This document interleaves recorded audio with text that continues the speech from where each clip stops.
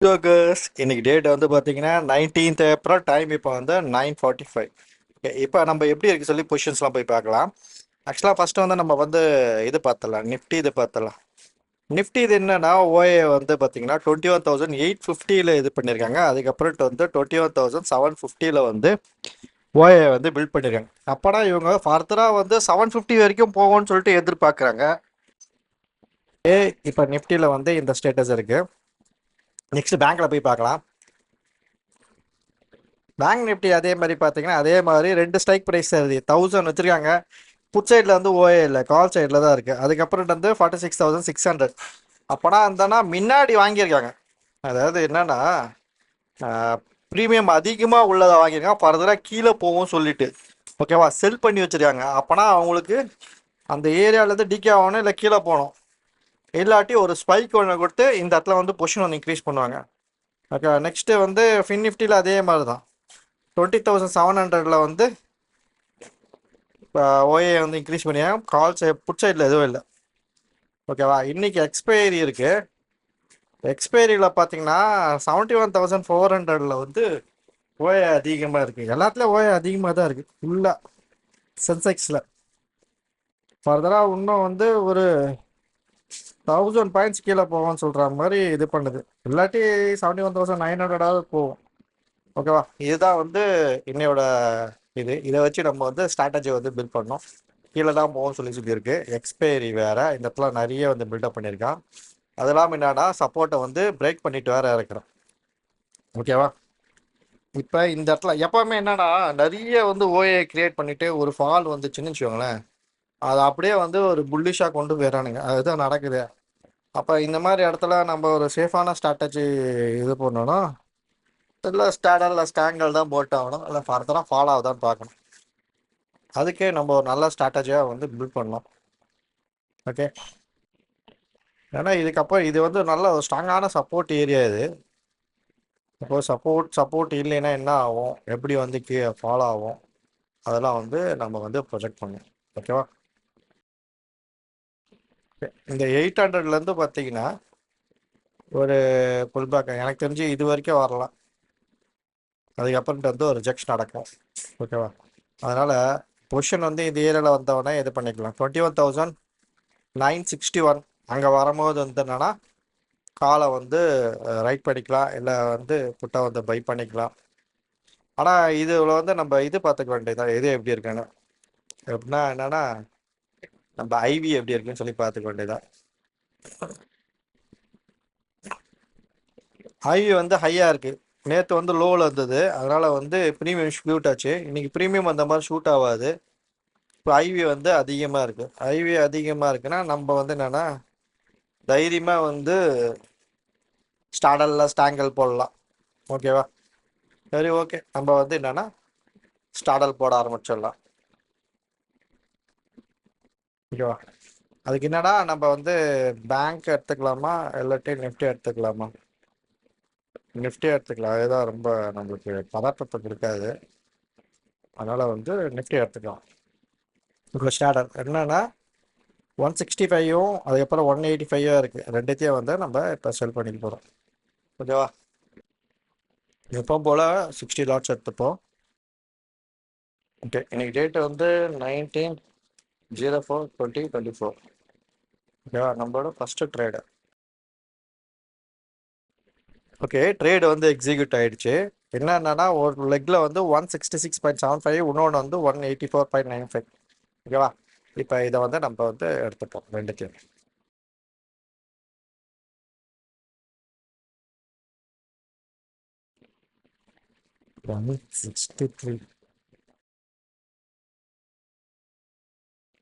Okay, இப்போ ரெண்டுத்தையும் நம்ம இது பண்ணியாச்சு. நம்ம என்ன பண்ண போகிறோம்னா இன்னைக்கு எவ்வளோ வந்து ஆக்சுவலாக வந்து இந்த மாதிரி தான் ட்ரேட் பண்ணணும். ஆக்சுவலாக வந்து ரொம்ப ரிஸ்க் எடுத்து ஃப்ரீக்வன்சி ட்ரேட்ல எடுக்கக்கூடாது. சப்போஸ் நம்மளுக்கு தெரிஞ்சு இதே மாதிரி ஐவி வந்து அதிகமாக இருக்கும்போது என்னன்னா கண்டிப்பாக வந்து ப்ரீமியம் வந்து டிகே ஆகும்.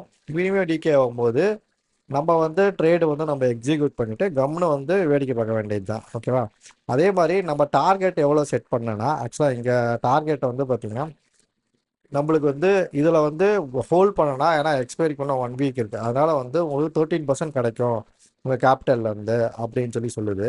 ஆனால் நம்மளுக்கு அவ்வளோலாம் தேவையே இல்லை. நம்ம எப்போவுமே வந்து ஒரு நாளைக்கு வந்து நம்ம டார்கெட் வந்து பார்த்தீங்கன்னா உங்களுக்கு 0.6 60%லேருந்து இல்லாட்டி 0.75% தான் வந்து டார்கெட் வைக்கணுமே. ஓகே, அதே மாதிரி என்னன்னா ஸ்டாப் லாஸ்லாம் ஒன்றையும் போட தேவையில்ல. இதுக்கு ஸ்டாப் லாஸ் ஏன் போட தேவையில்லைன்னு வச்சுக்கோங்களேன். 30% வச்சுக்கோங்க.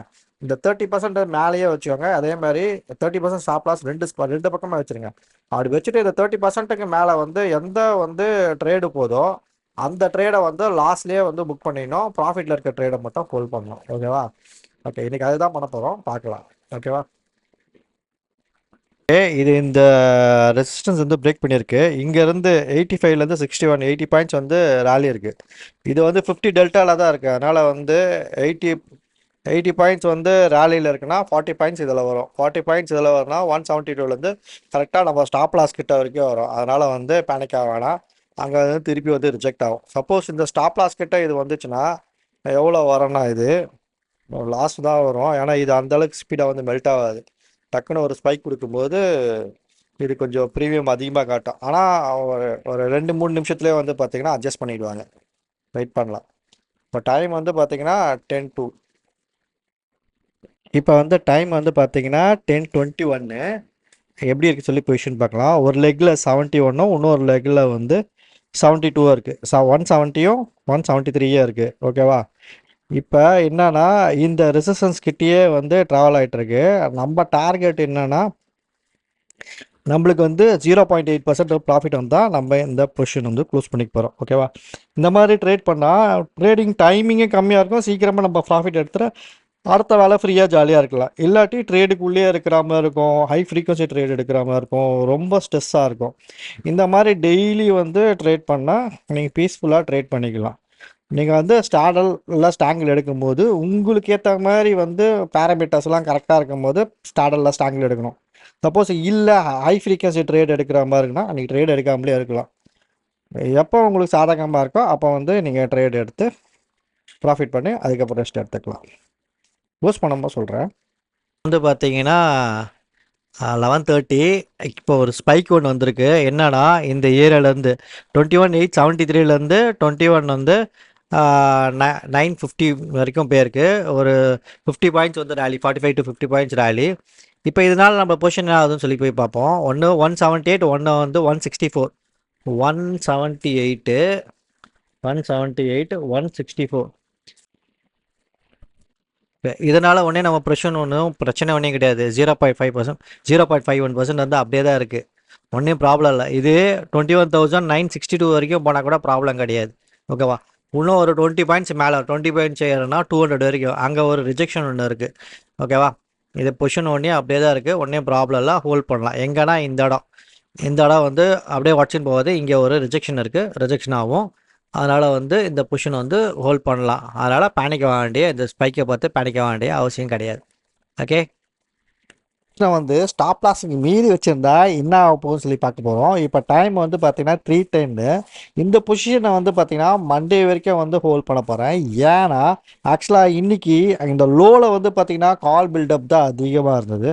கால் பில்டப்லாம் வந்து பார்த்தீங்கன்னா இப்போ செல்லாக வந்து மாற்றிட்டு இருப்பாங்க ப்ராஃபிட்டை புக் பண்ணி. ஆக்சுவலாக மண்டே வந்து திருப்பியும் வந்து அந்த சப்போர்ட்டில் தான் வந்து மார்க்கெட் நிற்கும். அதனால் வந்து பேனிக்காக வேணாம். ஓகேவா? இப்போ அந்த பர்டிகுலர் ட்ரேடு வந்து பார்த்திங்கன்னா நம்மளோட வந்து ஸ்டாப் லாஸ் ஆக்சுவலாக இந்த இடத்துக்கு மீறி வந்து ஸ்டாப் லாஸில் வந்து நம்மளுக்கு லாஸ் இருந்திருக்காது. ஆக்சுவலாக மினிமம் ப்ராஃபிட் லெவலில் வந்திருக்கலாம். சப்போஸ் ஹோல்ட் பண்ணியிருந்தா என்ன இருக்குன்னு சொல்லி பார்க்கலாம். கால் சைடில் வந்து பார்த்திங்கன்னா 319, புட் சைடில் வந்து பார்த்திங்கன்னா 82. 319 ஓகேவா? இதில் வந்து பார்த்தீங்கன்னா 1.6% தான் வந்து லாஸ் வந்திருக்கும். நீ கேபிட்டல் டிப்ளாய் பண்ணது 1,35,000 தான் வந்து லாஸ் வந்திருக்குமே. ஓகே, அதனால் வந்து பயப்பட வேணாம். ஏன்னா நம்ம பொசிஷனை வந்து இந்த இடத்துல ஹோல்ட் பண்ணுறோம். மண்டே வந்து திருப்பி வந்து இதுவாக இருக்கும். சப்போஸ் இல்லை நான் இன்ட்ராடே மட்டும் தான் பண்ணுவேன்னா உங்களுக்கு 1.6% தான் வந்து லாஸ் வந்திருக்குமே உங்கள் கேபிட்டல்லேருந்து. அதனால் பயப்பட வேண்டியதே இல்லை. அடுத்த ட்ரேடை வந்து பார்த்தீங்கன்னா ப்ராஃபிட்டாக பண்ணியிருக்கலாம். இது ஆக்சுவலாக இது ரேலி எவ்வளோ வந்திருக்குன்னா இந்த டவுன்லேருந்து பார்த்தீங்கன்னா இல்லைங்க ஒரு நிமிஷம் நம்ம போடலாமா. டவுன்லேருந்து பார்த்தீங்கன்னா இங்கே எவ்வளோ பெரிய ரேலினா இது இது 1.8% வந்து ரேலி, 400 பாயிண்ட்ஸ் வந்து பார்த்தீங்கன்னா ரேலி கொடுத்துருக்கு. அதில் வந்து பார்த்தீங்கன்னா 1.8% தான் வந்து நிஃப்டியில் வந்து கொடுத்துருக்கு. நீங்கள் இதை கணக்கு பண்ணி பண்ணிங்கன்னா ஆப்ஷன் பையிங் வந்து பார்த்தீங்கன்னா ப்ரீமியம் ஃபுல்லாக வந்து டிகே பண்ணிடும். அது இல்லாமல் கேபிட்டல் வந்து பார்த்தீங்கன்னா ஃபுல்லாக வந்து நம்மளுக்கு தெரியாது எவ்வளோ வந்து கேபிட்டல் வந்து நம்ம வந்து ஒரு ட்ரேடுக்கு வந்து ஒரு ட்ரேடுக்கு வந்து யூஸ் பண்ண சொல்லிட்டு. ஆனால் வந்து என்னென்னா எப்போ வந்தாலும் ஒரு ட்ரேட் நம்ம யூஸ் பண்ணோம் நம்ம மொத்த கேபிட்டலில் யூஸ் பண்ணுவோம். அது ஆப்ஷன் செல்லிங்காக இருந்தால் வந்து பார்த்திங்கன்னா உங்களுக்கு ஒரு ஆப்பர்ச்சுனிட்டி இருக்கும் ஒரு லாஸில் வந்து ரெக்கவரி ஆகிறதுக்கு. இதுவே வந்து நீங்கள் வந்து ஒரு ஆப்ஷன் பையராக இருந்தீங்கன்னா ரொம்ப கஷ்டம். ஓகே, இதெல்லாம் வந்து ஒரு நல்ல ஒரு யூஸ்ஃபுல்லான ஒரு டிப்ஸாக இருக்கும் உங்களுக்கு. சப்போஸ் எந்த இடத்துல வந்து நம்ம டார்கெட்டை வந்து நம்ம க்ளோஸ் பண்ணணும், சப்போஸ் நம்ம டார்கெட் க்ளோஸ் பண்ணலைன்னா வந்து என்ன ஆகும், அதெல்லாம் வந்து பார்த்தீங்கன்னா நீங்கள் ஈஸியாக வந்து தெரிஞ்சுக்கலாம். சப்போஸ் ஆப்ஷன் செல்லராக இருந்தீங்க ஸ்டாங்கல் பண்ணுறீங்கன்னு வச்சுக்கோங்களேன், இதுதான் உங்களுக்கு லாஸ் வந்திருக்குமே. மறுநாள் வந்து பார்த்தீங்கன்னா இதே மாதிரி 400 பாயிண்ட்ஸ் வந்து ரேலி இருக்காது. இந்த 400 பாயிண்ட்ஸ் ரேலி வந்து நீங்கள் வந்து டேட்டாவை எடுத்து பார்த்தீங்கன்னா வந்து ஒரு 220 டேஸில் வந்து பார்த்தீங்கன்னா ஒரு 20 டேஸ் தான் அந்த மாதிரி ரேலி இருக்கும். மற்ற நாள்லாம் ஃபுல்லாக வந்து ரேஞ்ச் பவுண்டில் தான் இருக்கும். அப்போலாம் வந்து பார்த்தீங்கன்னா 0.8% வந்து ப்ராஃபிட்டை நீங்கள் ஈஸியாக வந்து எடுக்கலாம். இல்லாட்டி 0.8% வந்து நீங்கள் வந்து ப்ராஃபிட் வைக்கிறது போது 0.5% நம்ம இன்றைக்கி வச்சுருந்தோன்னா ஆக்சுவலாக 0.6% வரைக்கும் நம்மளுக்கு வந்து ப்ராஃபிட் போச்சு. இல்லாட்டி நீங்கள் மினிமைஸ் பண்ணிட்டு ஒரு நாளைக்கு எனக்கு 0.5% தான் வேணும் சொன்னால் உங்களோட வின்னிங் ப்ராபபிலிட்டி வந்து அதிகமாக இருக்கும். ஓகே, கொடுத்த வந்து தகவல்லாம் உங்களுக்கு யூஸ்ஃபுல்லாக இருக்குன்னு நினைக்கிறேன். பார்ப்போம். Bye bye.